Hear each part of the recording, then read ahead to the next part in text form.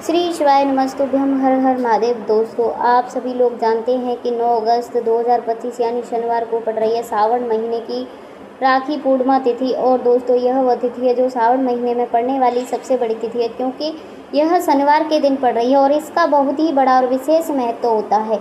पूजनीय गुरुजी ने कहा है, अगर कभी भी मौका लग जाए और श्रावण महीने की राखी पूर्णिमा शनिवार को पड़ जाए तो आप लोगों को 11 चावल के दाने वाला उपाय तो अवश्य करना चाहिए। इन दिनों का संयोग बहुत ही काम आता है।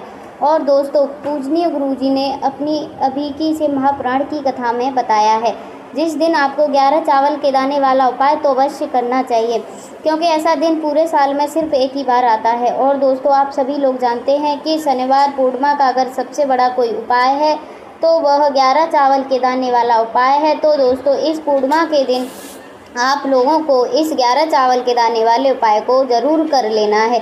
बहुत सारे लोग होंगे जिन लोगों ने इस उपाय को ना किया हो, मतलब पूरा साल निकल गया और उन्होंने किसी भी दिन इस 11 चावल के दाने वाले उपाय को ना किया हो। पर दोस्तों, आपके पास एक आखिरी मौका बचा हुआ है, जो कि 9 अगस्त के दिन है। तो इस दिन आप लोगों को इस वाले उपाय को ज़रूर कर लेना है।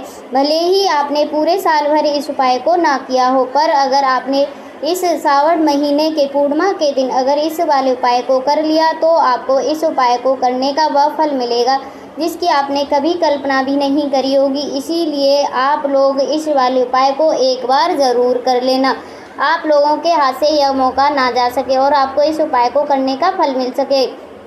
दोस्तों, यह उपाय पंडित जी ने अपनी अभिकी से महापुराण की कथा में बताया है, जिस उपाय को आज हम आपको बहुत अच्छे से समझाने वाले हैं। इस वीडियो को देखने के बाद इस उपाय को समझने के लिए आपको कोई और वीडियो को देखने की ज़रूरत नहीं पड़ेगी। तो चलिए दोस्तों, उपाय को शुरू करते हैं। देखिए, यह इस सावन महीने के शनिवार के दिन यह इतना खास होता है, इतना महत्वपूर्ण होता है। देखा गया है कभी कभी बड़े बड़े पूजा पाठ अनुष्ठान से जो मनोकामना पूर्ण नहीं होते, वह इस सावन महीने के पूर्णिमा के दिन एक छोटे से उपाय कर लेने से ही आपकी मनोकामना पूर्ण हो जाती है। और बहुत सारे लोगों ने इस उपाय को किया भी है और उनको इस उपाय को करने का फल भी ज़रूर मिला है। अगर आप लोग भी इस उपाय को शनिवार पूर्णिमा के दिन करना चाहते हो तो आप इस उपाय को पहले अच्छे से समझ लेना, सुन लेना, उसके बाद में करना। आपको इस उपाय का फल ज़रूर मिलेगा। और इस उपाय को कर लेने से आपके घर में चाहे किसी भी प्रकार का दुख और समस्या क्यों ना चल रही हो, आपको उसका कारण भी नहीं पता है कि भाई यह समस्या किस कारण से चल रही है, उसका कुछ भी कारण हो सकता है, जैसे पितृदोष हो सकता है या किसी भी तरह का मंगल दोष भी हो सकता है। तो इस दिन आप लोगों को यह वाला उपाय ज़रूर कर लेना है। यह एक ऐसा उपाय है जिस उपाय को अगर किसी विशेष दिन पर किया जाए तो भाई उस विशेष दिन का जो है वह तो हमें मिलता ही मिलता है, पर हमने उस दिन पर इस उपाय को किया है तो हमें उससे भी बड़ा फल मिलता है और फल बहुत जल्दी मिलता है, क्योंकि आप इस उपाय को बहुत ही बड़े और विशेष दिन पर कर रहे हो। तो चलिए अब उपाय के बारे में बात कर लेते हैं, लेकिन उससे पहले अगर आप लोग यह जानना आवश्यक है कि आखिर यह उपाय किस समय करना है, किसको करना है और कैसे करना है, तो चलिए हम आगे आपको एक एक वीडियो में एक एक करके बता देते हैं। लेकिन उससे पहले अगर आप लोग हमारे चैनल पर नए हैं तो हमारे चैनल को सब्सक्राइब कर लेना और इस वीडियो को लाइक करके कमेंट बॉक्स में श्री शिवाय नमस्तुभ्यम, हर हर महादेव ज़रूर टाइप कर देना।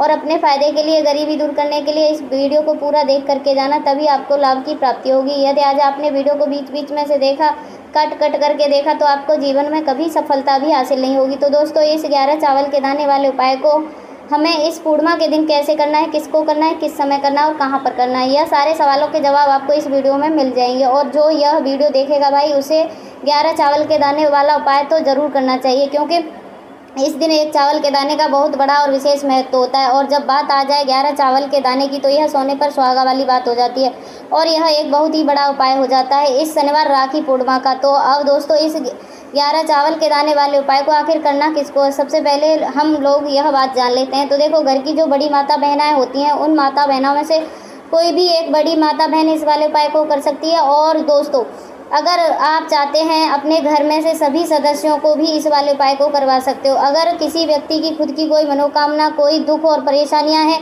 जो कि वह अपने लिए करना चाहता है इस वाले उपाय को, तो वह खुद अपने लिए भी कर सकता है। बाकी अगर कोई घर में से ऐसा है कि जो अपने पूरे घर परिवार की सुख और शांति के लिए यह वाला उपाय करना चाहता है, तो वह भी कर सकता है, उसमें कोई दिक्कत वाली बात नहीं है। कहने का मतलब यह है कि इस उपाय को हर एक सदस्य भी कर सकता है और पूरे घर परिवार के सदस्य के लिए घर की बड़ी माता बहनों में से कोई एक बड़ी माता बहन इस वाले उपाय को कर सकती है। माताएं बहनें अगर घर पर उपस्थित ना हो या वह यह वाला उपाय ना कर पा रही हो तो घर का कोई बड़ा सदस्य भी इस 11 चावल के दाने वाले उपाय को कर सकता है, चाहे फिर वह पुरुष ही क्यों न हो, उसमें कोई दिक्कत वाली बात नहीं है। तो अब दोस्तों, इस 11 चावल के दाने वाले उपाय को हमें करना कहाँ पर है? हमें शिव जी के मंदिर जाकर करना है। बहुत सारे लोग प्रश्न करते हैं हर एक उपाय को करते समय क्या हम इस उपाय को घर पर कर सकते हैं? तो इस वाले उपाय को आप घर पर नहीं कर सकते हो। इस वाले उपाय को करने के लिए आपको शिव जी के मंदिर ही जाना पड़ेगा।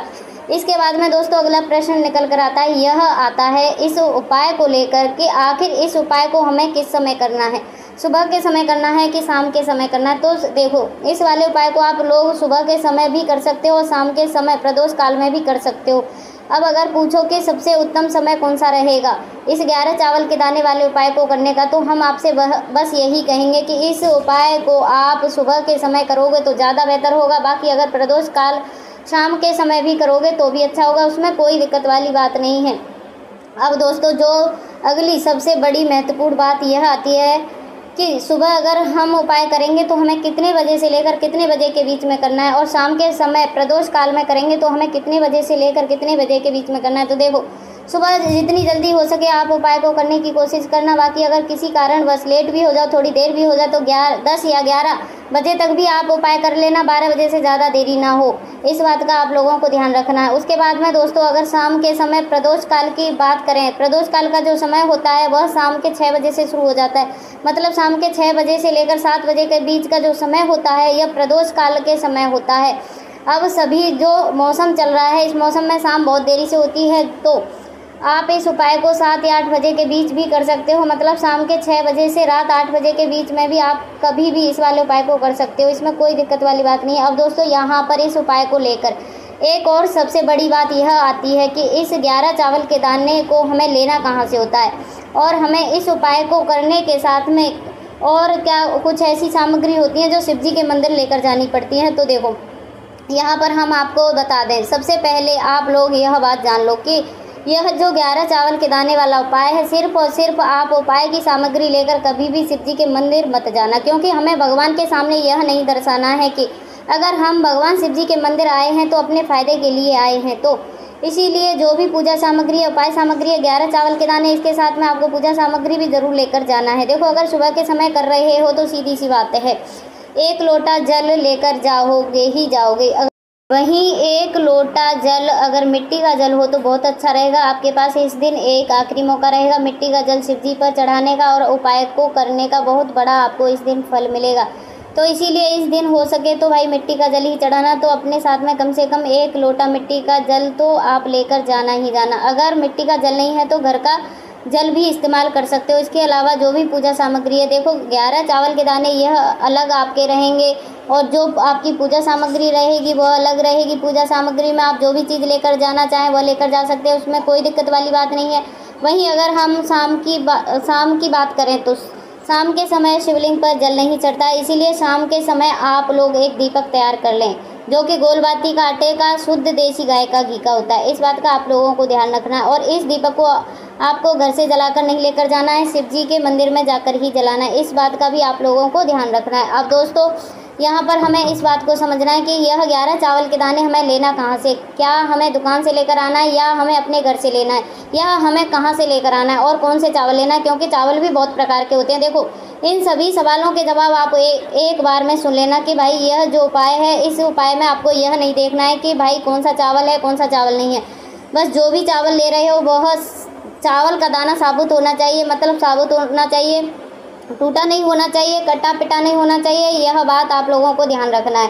बाकी आपका चावल बासमती हो या सादा हो चावल हो, कोई सा भी चावल हो, उसमें कोई दिक्कत वाली बात नहीं है। तो सीधी सी बात है कि आपके घर के रसोई घर में जहाँ पर आप भोजन बनाते हो वहाँ पर जो भी चावल आपके उपस्थिति में हो, उन चावलों में से अपनी 1 कटोरी भर लेना या 1 मुट्ठी अलग से निकाल कर रख लेना, क्योंकि हम यहाँ 11 चावल ही इस उपाय में लेने वाले हैं। तो हमें यह चावल के दाने गिनकर निकालने पड़ेंगे। इस बात का आप लोगों को ध्यान रखना है।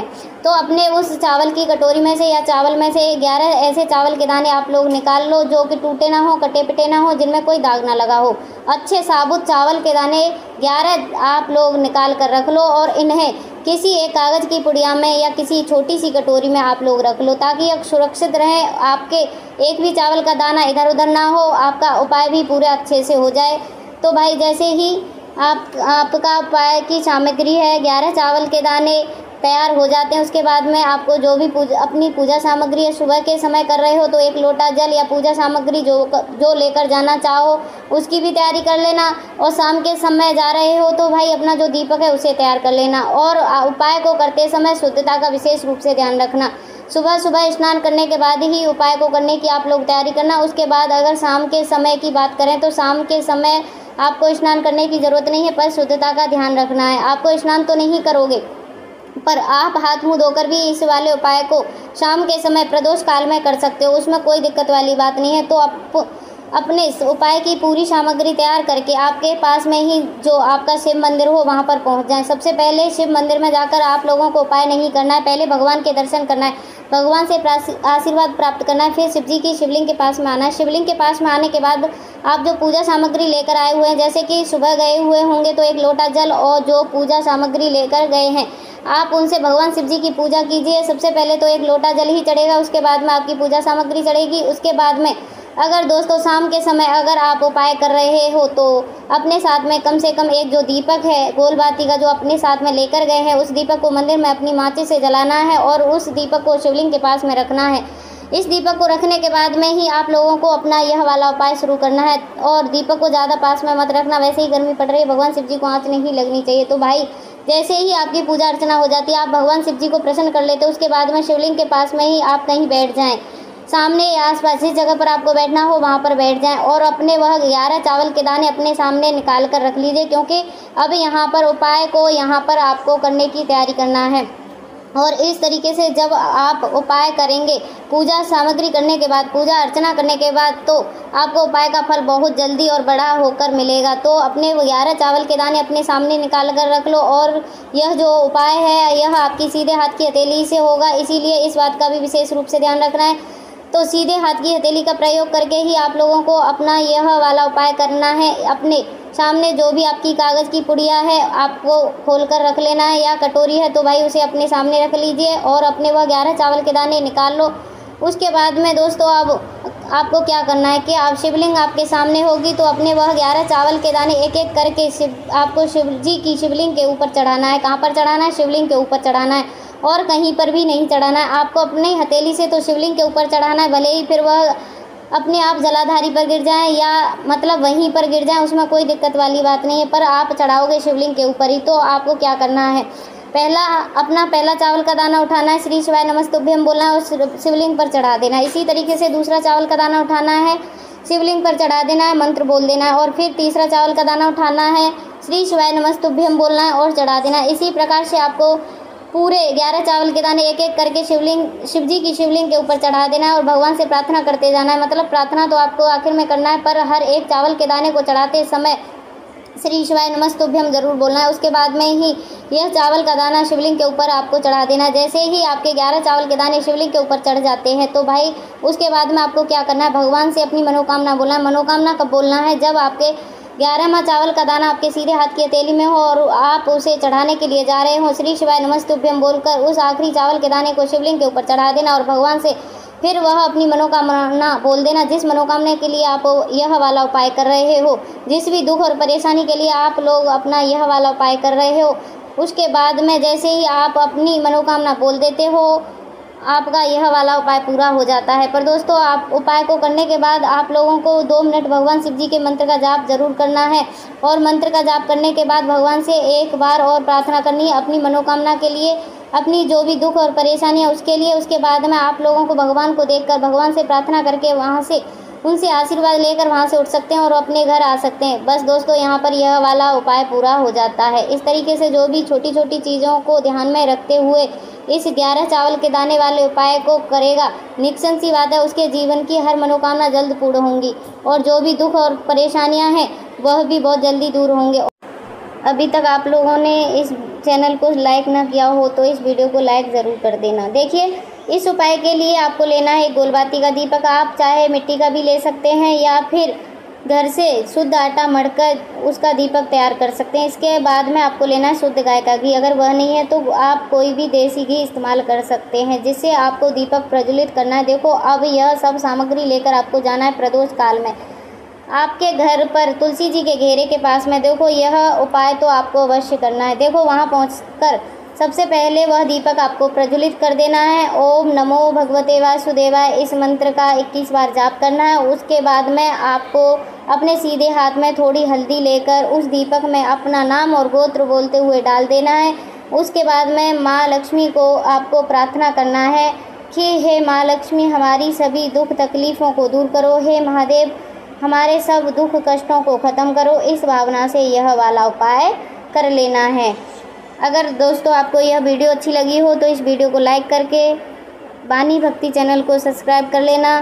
मिलते हैं नेक्स्ट वीडियो में, तब तक के लिए हर हर महादेव, ओम नमः शिवाय।